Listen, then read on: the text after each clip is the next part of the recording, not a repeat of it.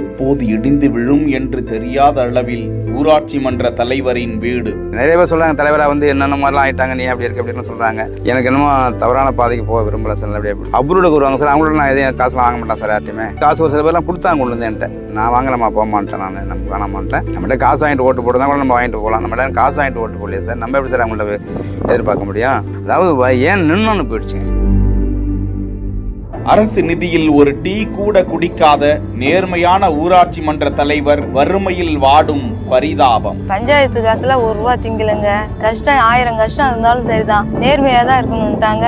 1 kilo அரிசி வாங்கிட்டு வரல, 1 லிட்டர் பெட்ரோல் போடல, ஒரு டீ குடிக்கல. பஞ்சாயத்து காசுல ₹1 ஒரு கையெழுத்து கூட ₹1 வாங்க மாட்டேன். 100க்கும் மேற்பட்டோருக்கு அரசு வீடுகளை கட்டி கொடுத்த அவருக்கே இந்த நிலையா? வேதனையில் மக்கள்.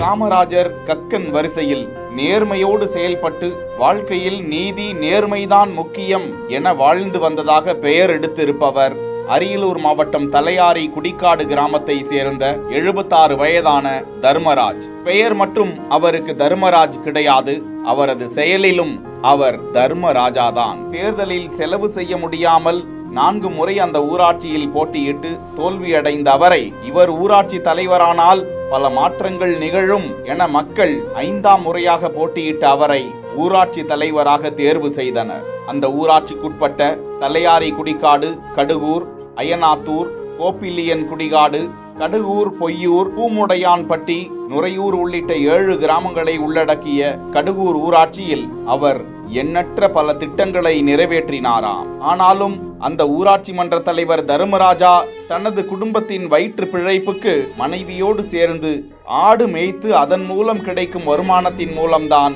வாழ்க்கையை நடத்தி வருகிறாராம். அவரது வீட்டின் நிலையை பார்த்தால் மண் சுவர்களுக்கு மரத்தால் முட்டு கொடுத்து மழை பெய்தால் தண்ணீர் வீட்டுக்குள் புகுந்து வரும் நிலையில் எப்போது அந்த வீடு இடிந்து விழுமோ என்ற அச்சத்தில்தான் அந்த வீட்டிற்குள் அவரது மனைவியும் அவரும் வாழ்ந்து வருகிறார்கள்.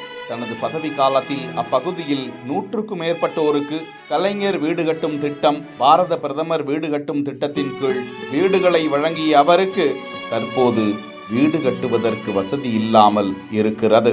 அவர் குறித்து அவரது மனைவி பேசும்போது எப்போதும் நேர்மை நேர்மை என்று கூறிக்கொண்டே தனது தலைவர் பதவியை பூர்த்தி செய்தவர் தனது கணவர் என்றும், தங்களது வாழ்வாதாரத்தை காக்க சமூக ஆர்வலர்கள் யாரேனும் உதவி செய்ய வேண்டும் என கோரிக்கை விடுத்திருக்கும் அவர்களுக்கு அரசு உதவி செய்யும் என நம்பலாம்.